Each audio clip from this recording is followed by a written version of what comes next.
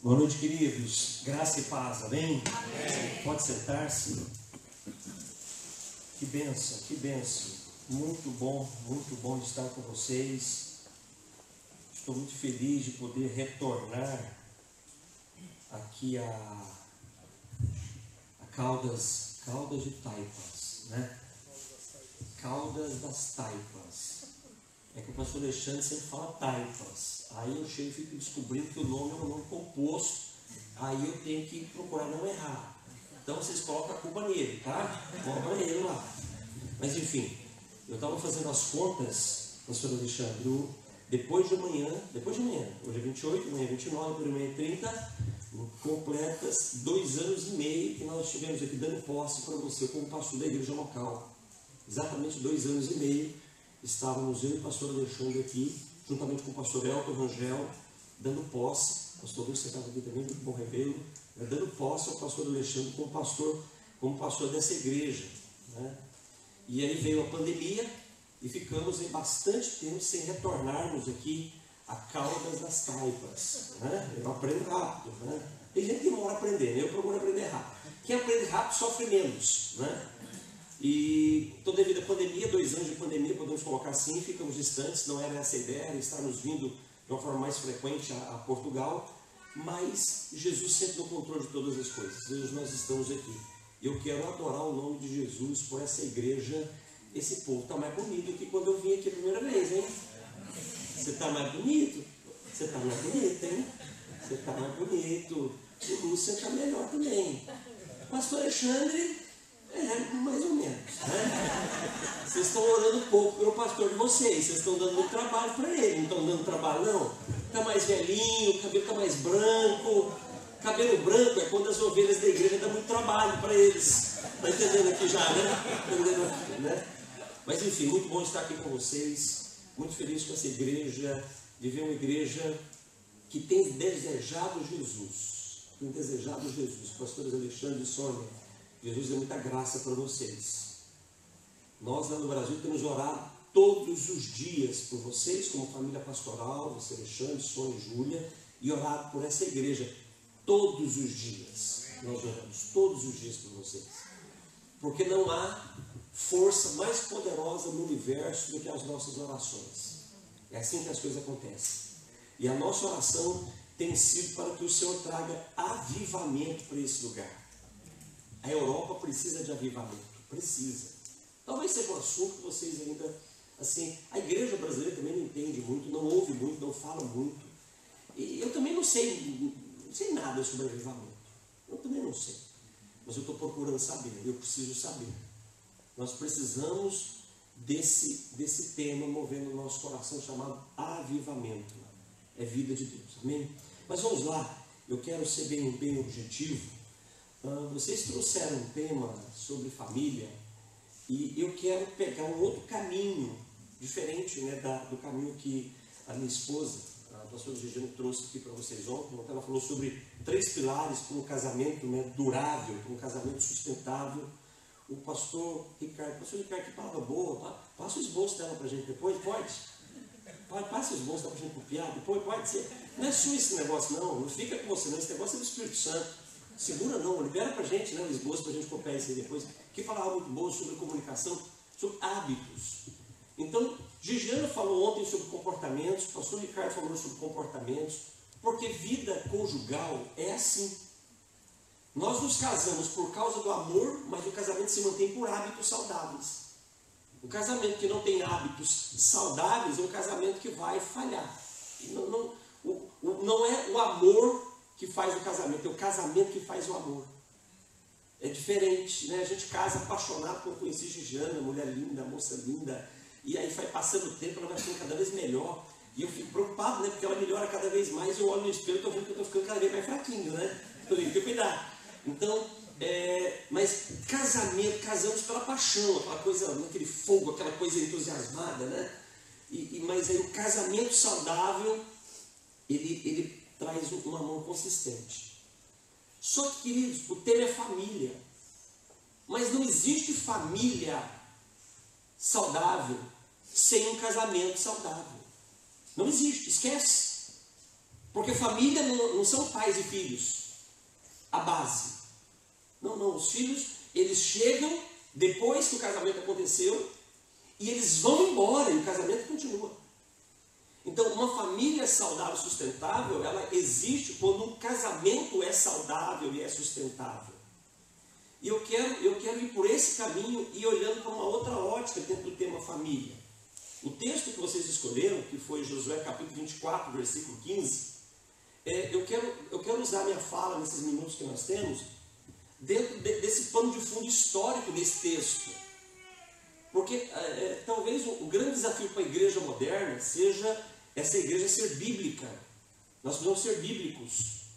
Trazermos todo o assunto que queremos trabalhar com a igreja, usando as escrituras como fundamento, mas dentro daquilo que a Bíblia quer dizer. Porque a Bíblia só vale para aquilo que ela realmente quer dizer. A Bíblia, nenhum texto bíblico, nenhum versículo bíblico vai ter o poder espiritual que ele pode expressar se não for lido, estudado, aprendido e aplicado dentro do motivo pelo qual foi dito. Não vai funcionar. Você tem que ler um texto bíblico e aplicar ele dentro da ideia que fez ele surgir. Então, esse texto de Josué capítulo 24, versículo 15, tem uma história por detrás muito importante. Tem um motivo porque Josué tomou essa atitude, porque Josué teve essa postura diante de todo o povo de Israel. Tem um motivo. E é esse motivo que nós devemos reproduzir nas nossas casas, se de fato queremos a bênção do Senhor na nossa casa. É isso que vai trazer força. O Senhor, quando Ele escolhe, e Deus escolhe pessoas, amém? Ele escolhe pessoas. Ele elege pessoas. É assim que funciona. E Ele escolheu todo ser humano para a salvação eterna. Mas a salvação não é para todas as pessoas. Embora Ele tenha escolhido todos para serem salvos. Mas a salvação não será para todos. Assim como Ele escolheu Israel, Ele escolheu o povo hebreu, um povo de milhares e milhares de pessoas. Tirou esse povo do Egito, debaixo de mais de 400 anos de cativeiro, de escravidão, de vergonha, de miséria, e prometeu algo para eles. O Senhor lhes prometeu: eu vou lhes dar um tempo de prosperidade, de alegria e de fartura. Promessa de Deus. A questão não é se Deus vai cumprir a promessa. A questão é se eu vou estar no lugar certo, no tempo certo e com o comportamento certo para que a promessa dele me alcance e se cumpra. Essa que é a questão. O que Deus fala não falha. O que Deus fala não muda. O que Deus fala não altera. Então aquilo que Deus diz, Ele vai cumprir. A questão é, será que nós somos homens e mulheres que estaremos dentro do cumprimento de uma promessa de Deus? Essa é a resposta que nós devemos buscar. O povo hebreu saiu do Egito com uma promessa linda de ser um povo que governaria uma terra que seria a terra do leite e do mel. Essa foi a promessa que Deus deu para eles. Vocês vão entrar numa terra e vocês vão governar essa terra, vocês vão possuir essa terra e vocês serão o povo mais abençoado dessa terra. Só que nós sabemos que a realidade foi outra. Não foi assim que aconteceu. Quando o povo hebreu sai do Egito e entra em Canaã, olha que coisa assim maluca, absurda. Eles conseguiram a proeza de serem o povo mais infeliz do mundo na terra da promessa deles. Na terra da prosperidade deles, eles conseguiram ser um povo escravo. No tempo da fartura e da abundância, eles conseguiram ser um povo com necessidades. Por quê? Porque as coisas só funcionam quando eu estou irremediavelmente dentro da vontade de Deus. É assim que funciona. Jesus diz em João, no Evangelho de João, capítulo de número 14, o nosso Senhor Jesus, no Evangelho de João, capítulo 14, ele diz para os seus discípulos, sentado na mesa da ceia, celebrando a ceia com os seus discípulos, ministrando a ceia para os seus discípulos, ele diz para os seus discípulos o seguinte: aquele que tem os meus mandamentos e os guarda é esse que me ama. Aquele que me ama será amado pelo meu Pai. Então, o amor de Deus só me alcança se eu cumprir o que Ele fala. É assim que funciona. Se a minha vida não está dentro de um critério, dentro de um modelo de comportamento, de seguir essa palavra, deixa eu lhe dizer uma coisa, fique tranquilo, vai dar tudo errado na sua vida. Porque a única forma de Deus nos abençoar é quando nós cumprimos a palavra dele. E a palavra de Deus não é conselho. A palavra de Deus não é uma orientação, no seguinte sentido: você tem escolha. Não, nós não temos escolha. Tudo aquilo que sai da boca de Deus são mandamentos, são estatutos, são preceitos, para que se nele nós caminharmos e se permanecermos, tudo dá certo. O texto base do pastor Ricardo fala de uma casa sobre a rocha. Nesse texto, quem é a rocha? É Cristo. Então, se minha vida está sobre Cristo, e estar sobre Cristo é estar sobre a sua palavra, é estar sobre os teus desígnios, é estar sobre os decretos que ele estabeleceu, eu estou num lugar firme. Mas se a minha vida estiver em outra base, em outro fundamento, virão os ventos, virão as tempestades e tudo vai ruir. Por que a vida de pessoas boas, de pessoas com muito potencial, estão ruindo? Porque apesar de serem pessoas boas, apesar de serem pessoas com muito potencial, a vida dessas pessoas não é uma vida construída na rocha, na verdade, a palavra de Deus. Livro de Josué, capítulo de número 1. Josué, capítulo de número 1. Olha como começa o texto de Josué. O livro de Josué termina com ele dizendo: eu e a minha casa serviremos o Senhor. E como é que começa o livro de Josué? Capítulo 1 começa com o Senhor dando uma palavra para Josué, no versículo de número 8. Não cesse de falar do livro dessa lei, antes medita nele de dia e de noite, e tenha o cuidado de fazer tudo segundo nele está escrito. E então, isso fará prosperar o teu caminho, você vai ser bem sucedido em tudo que você fizer.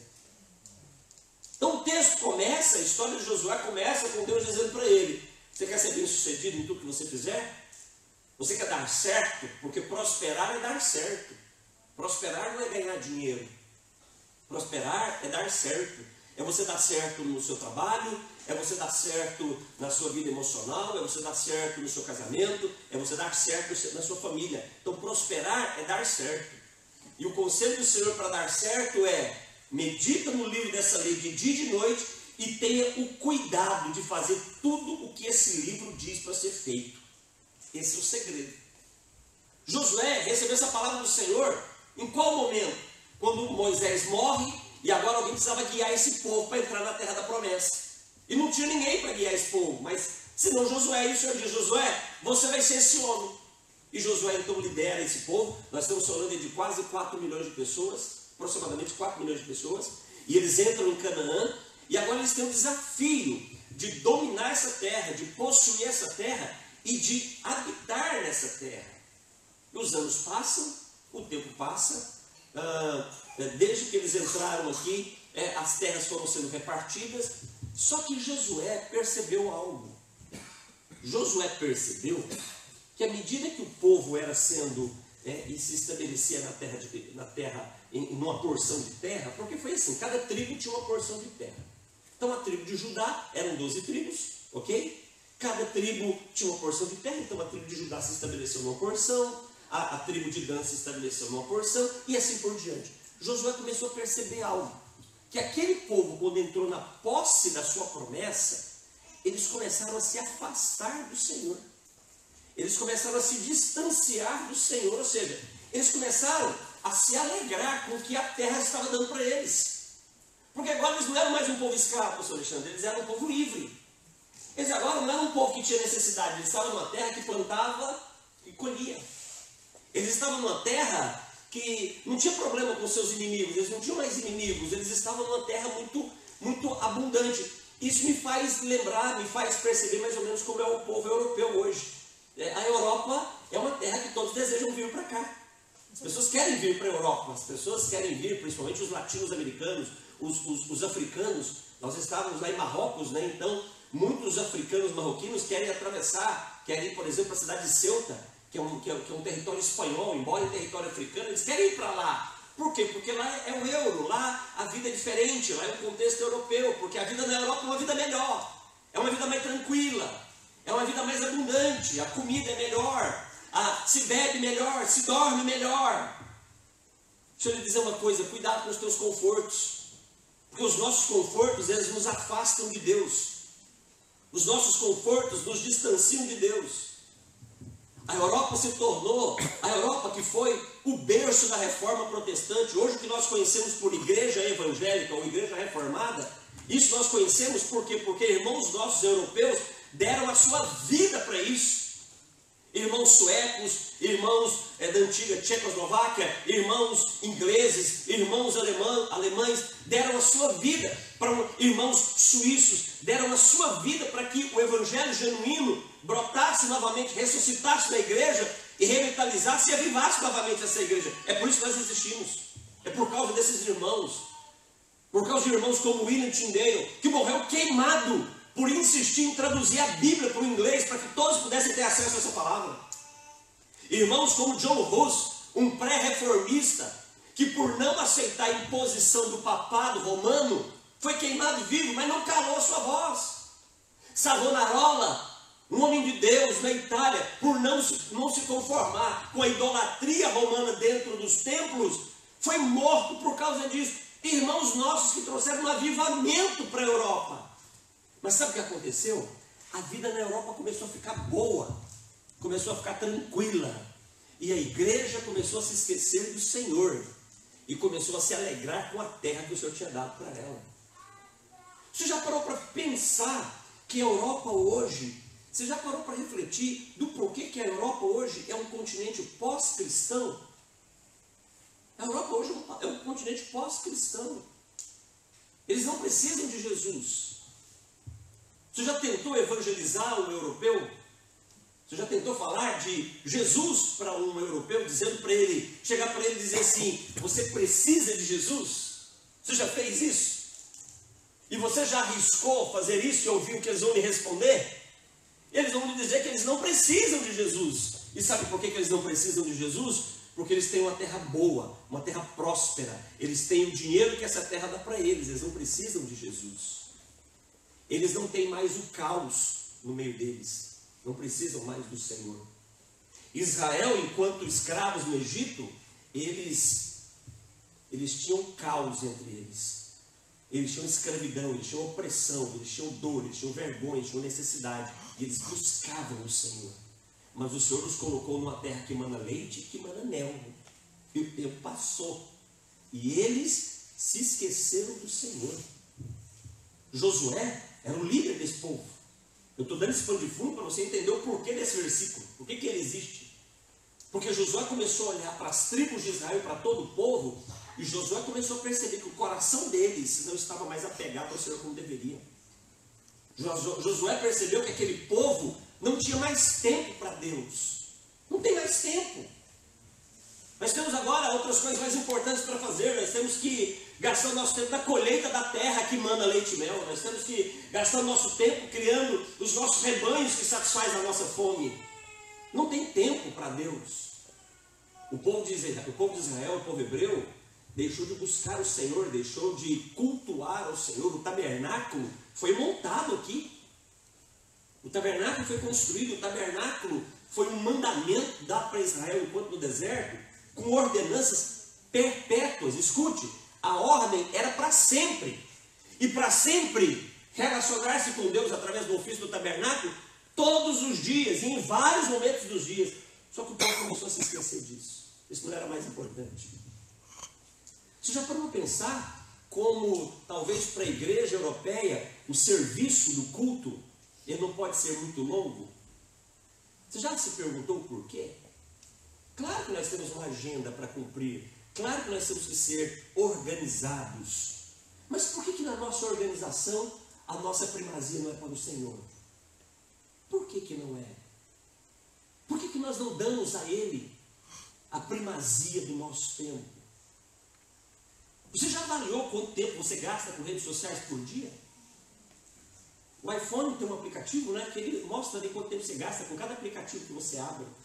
Faça as contas de quanto tempo nós gastamos com os nossos WhatsApps, status de WhatsApp, stories do Instagram, YouTube, e você vai ficar assustado do quanto talvez você e eu estejamos comprometidos com a prosperidade dessa terra que Deus nos deu, e por causa disso nos esquecemos do nosso Senhor. Josué começou a perceber que o povo começou a amar mais a terra que Deus deu para eles do que ao seu Senhor. Quando Josué percebe isso, então, Sabe o que Josué decide fazer? Josué decide então proteger o seu principal território, que era a sua casa. Então ele reúne a sua casa e ele traz um discurso. Ele traz um discurso muito importante, um discurso duro, que começa no versículo 14. Tanto que o tema desse discurso de Josué é um discurso de renovação de aliança. Por que alianças precisam ser renovadas? Porque foram quebradas. Por que alianças precisam ser renovadas? Porque elas foram desvalidadas.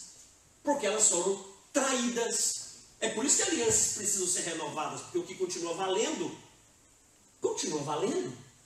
O que continua de pé, não precisa ser reconstruído.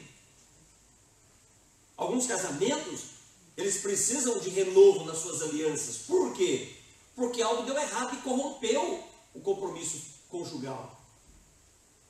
Uma briga, uma discussão, um adultério, uma fala desrespeitosa, quebrou sua aliança. Então precisa de renovo.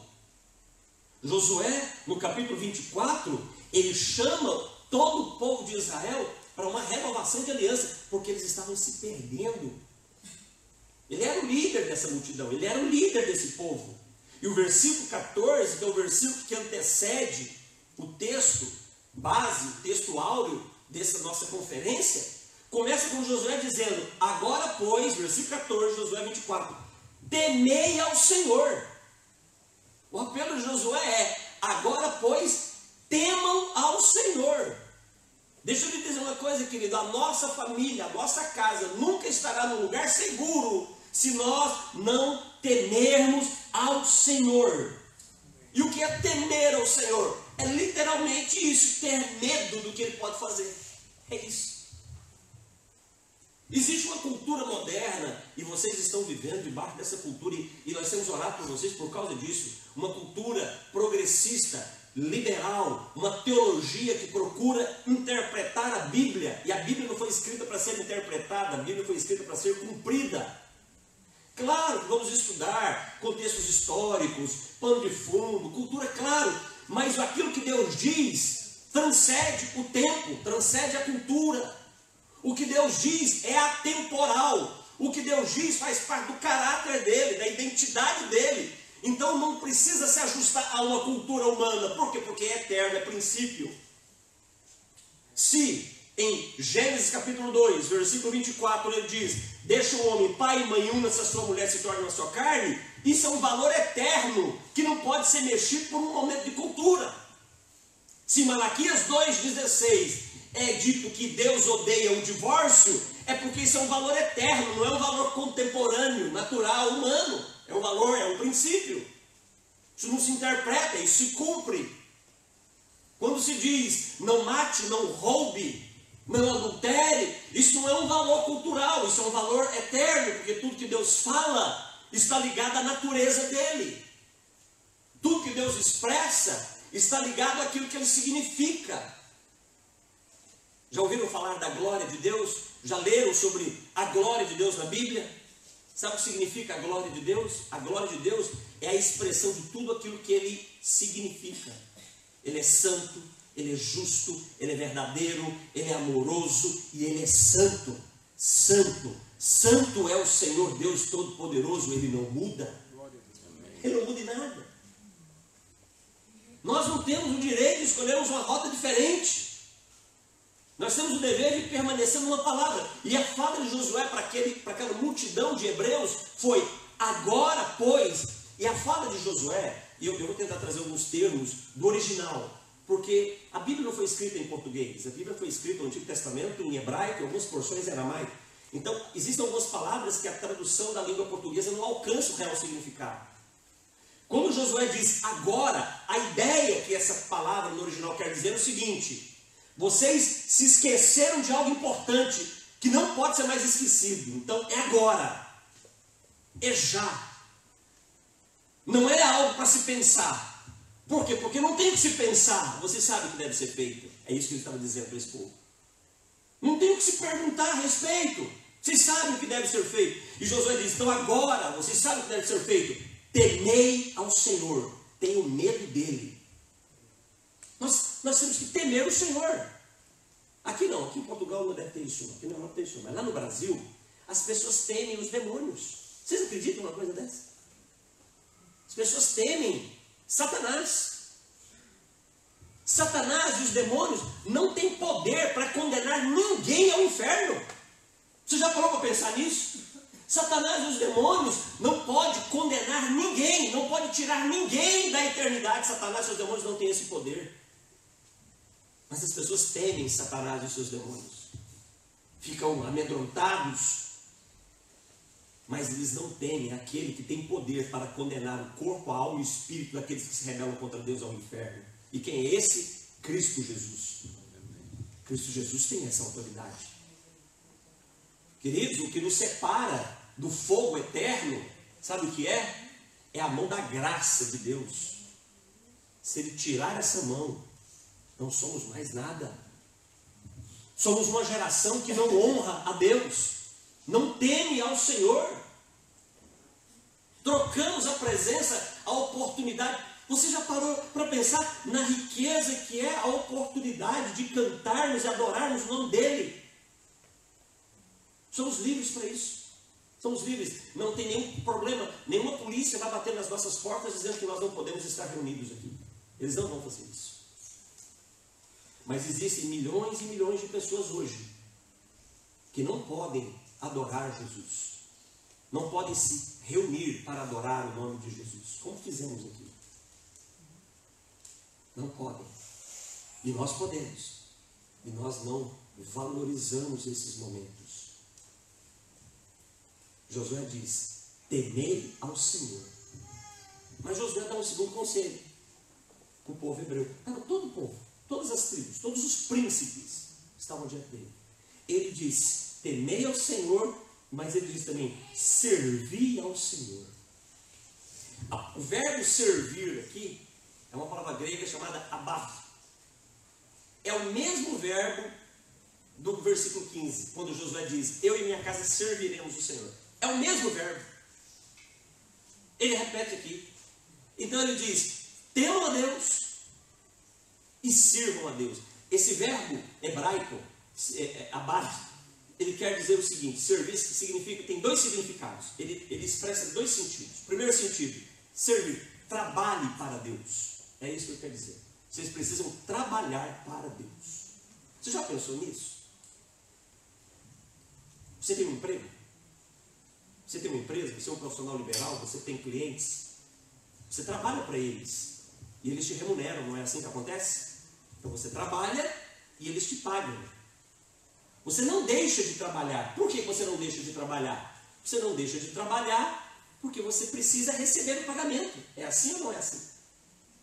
Porque você tem contas a pagar, aluguel a pagar, você tem as compras do mês, o supermercado para fazer, então você trabalha com muito zelo, muita qualidade. Porque se você não trabalhar com qualidade, você não recebe o pagamento. Você pode ser até dispensado, não pode? Deixa eu lhe dizer algo. O Senhor quer que nós estejamos servindo a Ele, trabalhando para Ele. Por que nós devemos trabalhar para Ele? Porque tem um pagamento que Ele também vai fazer para mim e para você. Tem algo que você vai receber. Segunda carta do apóstolo Paulo a um discípulo, a um filho na fé, chamado Timóteo. Segunda carta de Paulo a Timóteo, capítulo de número 4.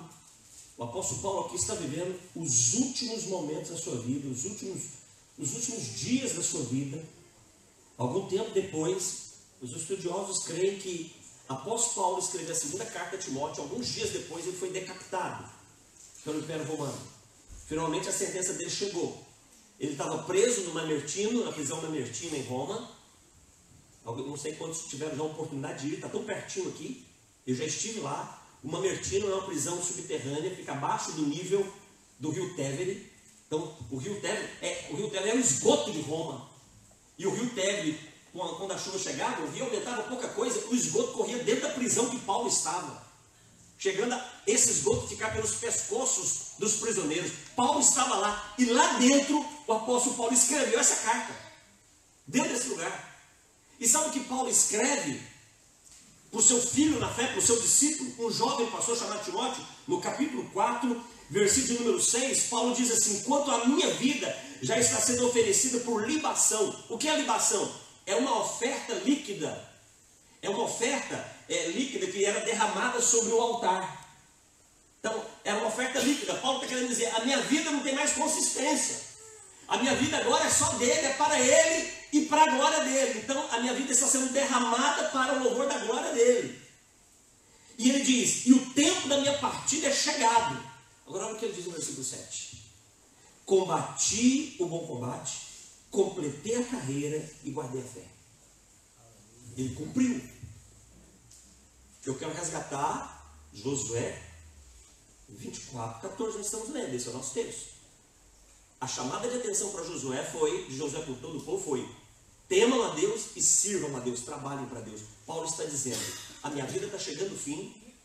Aqui nós estamos falando de um homem já idoso, de mais de 65 anos de idade, firme no Senhor, preso, sozinho, enfrentando todo tipo de degradação humana que um ser humano poderia viver, mas ele continuava firme naquilo que foi confiado nas mãos dele. E ele diz: eu combati o bom combate, eu completei a carreira e eu guardei a fé.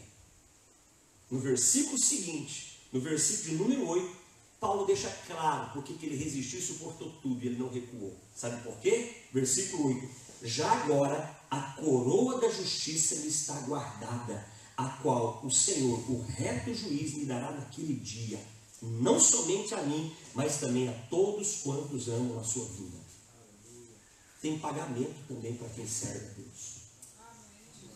Se eu trabalho para atender o meu cliente, se eu trabalho para atender o meu senhorio, se eu trabalho para atender aquele que me emprega, porque tem um pagamento que me sustenta, deixa eu lhe dizer algo nessa noite, em nome de Jesus: sirva ao Senhor com integridade de coração, com toda a força do seu ser, porque tem um pagamento que vai ser lhe dado naquele grande dia. Mas a fala é: sirva ao Senhor. Tiago, no capítulo de número 1, versículo de número 12, fala da exigência para você receber esse pagamento. Sabe qual é a exigência? Suporta. As pessoas não querem suportar. As pessoas querem servir a Deus com uma vida mansa. Não tem vida mansa para o Evangelho, não. Ser um homem de Deus, ser uma mulher de Deus que vai herdar a eternidade, me desculpe, assim, talvez a firmeza com que eu vou lhe dizer algo, mas é o que a Bíblia nos ensina. O céu não é para qualquer um. Não é. O céu, a eternidade com Deus, é para homens e mulheres que escolheram perder a sua vida aqui para ganhá-la na eternidade. Sabe o que significa isso? Suportar o que for necessário para não perder Cristo. Tiago capítulo 1, versículo número 12 diz que bem-aventurado é o homem que suporta a tentação, porque quando ele for provado, ele recebe a coroa da vida. Alguém nessa noite quer receber a coroa da vida das mãos do justo juiz? Então suporta. Não recua não. Fica firme. Falava com minha esposa hoje, querida. Glórias a Deus que o Senhor tem permitido nós estarmos aqui para falarmos da palavra dele. Nós não estamos de férias. Estamos muito cansados. Eu estava ali, né? Meu Deus, mas deu uma vontade de dormir. Eu não posso dormir. Porque já tem 9 dias que nós saímos do Brasil. Estamos dormindo muito pouco. Mas não tem outra opção. Nós não estamos de férias. Ai de nós se não pregarmos o Evangelho. A fala de Josué para esse povo foi: temam a Deus e sirvam a Deus. Mas em terceiro lugar, tem um padrão para isso acontecer. Não é temer a Deus e servir a Deus do seu jeito. Porque nós somos uma geração que queremos fazer as coisas da nossa forma, não é verdade? Por exemplo, eu quero cuidar da minha família do meu jeito. Eu quero tratar minha esposa do meu jeito, quero educar os meus filhos do meu jeito. Nós somos pessoas que temos a nossa forma de fazer. Deixa eu lhe dizer algo nessa noite. O seu jeito de fazer não serve para o Senhor. O meu jeito de fazer não serve para Ele. Por que não serve? Porque só Ele sabe como fazer. Somos limitados. Nós somos sazonais. Ora nós estamos bem baixo, ora nós estamos bem em cima. Ora nós estamos alegres, ora nós estamos tristes. Ora nós cremos, ora nós não cremos. Ora temos força, ora não temos força. Nós somos inconstantes. Nosso ânimo, ele é inconstante. Quando Josué diz para o povo hebreu: temam a Deus e sirvam a Deus, ele dá um padrão. Então tem um padrão para servir a Deus. Tem um padrão para trabalhar para Deus. Tem um padrão, e o segundo significado dessa palavra servir, no hebraico, primeiro é trabalhar para Deus. O segundo significado é ser trabalhado por Deus. Existe um padrão para trabalhar para Deus. Existe um padrão de ser trabalhado por Deus. E qual é esse padrão? É o que o texto diz na sequência: com integridade. O que significa isso? Com completude. É total, é 100%. Temer a Deus. Qual é o padrão de temor a Deus? 100%. Você tem que temer, eu tenho que temer aquele que pode me privar da eternidade. Mas Deus é amor, claro, mas não se esqueça que Ele também é fogo que consome. Ele é equilibrado. Deus ama na mesma proporção que Ele vai julgar. Ele não é mais amoroso do que juiz. É com integridade, é com completude. Sirva a Deus, trabalhe para Deus com completude. Pregue o Evangelho, tenha um testemunho genuíno de que você é um cristão verdadeiro. Os escândalos que a igreja trouxe para o mundo vão custar muito caro para aqueles que trouxeram esses escândalos. Por que alguns países da Europa, talvez Portugal nem tanto, mas Espanha, estando em Espanha, andando por Espanha, se percebe isso. Existe uma dificuldade muito grande dos espanhóis aceitarem o cristianismo como governo espiritual para a vida deles. Por quê? Porque o testemunho do cristianismo antes da reforma foi um testemunho muito ruim, muito violento, muito sanguinário. Maus testemunhos, cuidado com o mau testemunho. Precisa ter integridade, precisa ter completude, precisa ter inteireza. As pessoas precisam olhar para nós e verem Jesus em nós. É isso que as pessoas precisam ver. Aquilo que falávamos quando cheguei, eu perguntei: e aí, está firme, né? E você disse: não estou perfeito, não estamos perfeitos, mas estamos caminhando para aquele que é perfeito, olhando para aquele que é perfeito. Filipenses capítulo 3, eu sigo rumo ao alvo. Cristo é o nosso alvo. O apelo de Josué para aquela multidão era o seguinte: a multidão estava se perdendo. Temam a Deus, sirvam a Deus, trabalhem para Ele, seja trabalhar por Ele, mas com completude. E em quarto lugar, ele diz: e com fidelidade. Confia nele. Sejam verdadeiros, sejam cristãos verdadeiros, não sejam cristãos nominais, não sejam religiosos. Porque sabe o que estava acontecendo aqui, queridos? Eles estavam se tornando religiosos. Eles eram servos de Jeová, mas não se pareciam com o Deus que eles serviam. Muitos hoje dizem pertencer a uma igreja. Eles frequentam uma igreja, mas eles não são igreja. Porque o caráter não se assemelha a Cristo. A igreja é o corpo, cujo cabeça é Cristo. Toda a vida, todo o controle, todas as ações do corpo emanam da cabeça. Fidelidade. Fica firme. Ele continua: deitai fora os deuses aos quais serviram vossos pais da além do Eufrates, no rio, no Egito, e serviam ao Senhor. E versículo 15. Ele agora dá uma opção. E eu quero já concluir a minha fala aqui. Agora ele dá uma opção. Ele chega para o povo hebreu e ele diz: precisamos restaurar a nossa história. Porque nós estamos nos perdendo. Os valores estão se perdendo. Nós estamos nos esquecendo do nosso Senhor. Então, temam a Deus, sirvam com integridade e fidelidade. Mas no versículo 15 ele diz: mas vocês não são obrigados a isso. Não há obrigatoriedade. Você faz parte de uma igreja. Eu faço parte de uma igreja. Se eu faço parte de uma igreja, eu preciso me comprometer com a igreja. Quando o Senhor diz para o povo hebreu: serviu com integridade, está dizendo: seja comprometido. Nós não frequentamos igrejas. Igreja não se frequenta. Igreja se pertence. É o corpo. E para que de fato eu pertença a uma igreja, eu preciso ser comprometido com ela integralmente. Comprometimento. Não tem como ficar fora. Isso é um padrão bíblico. Só que você não é obrigado a se comprometer com a igreja. Eu não sou obrigado a me comprometer com a igreja. Eu não sou obrigado a deixar minha família, meu descanso, os meus negócios, as minhas empresas e vir para cá para pregar o evangelho. Eu não sou obrigado a isso. Eu posso escolher fazer diferente. Você pode escolher fazer diferente. Mas, se eu quero a bênção de Deus na minha vida, na minha casa, na minha família, no meu casamento e em tudo que eu colocar nas minhas mãos, eu vou ter que fazer uma escolha. Versículo 15, Josué diz para o povo hebreu: porém, se vos parece mal servir o Senhor, e a palavra mal aqui não é um mal de maldade, não é. A tradução não acompanha o real. Aqui a tradução real quer dizer o seguinte: ruim. Te parece ruim servir a Deus? Pesado? Está pesado? Não vale a pena? Você acha que não vai valer a pena? Você acha que é desgastante? Você acha que servir a Deus com integridade, ou seja, com tudo que você é, tendo um testemunho genuíno, sendo fiel, crendo nele com toda a sua força, fazendo com que o teu caráter se pareça com Cristo, você acha isso ruim? Você acha isso pesado? Você acha isso desagradável? José diz: se isso te parece assim, escolha hoje. Ele diz: escolha quem você quer servir. Escolha quem que você quer permitir que trabalhe a sua vida.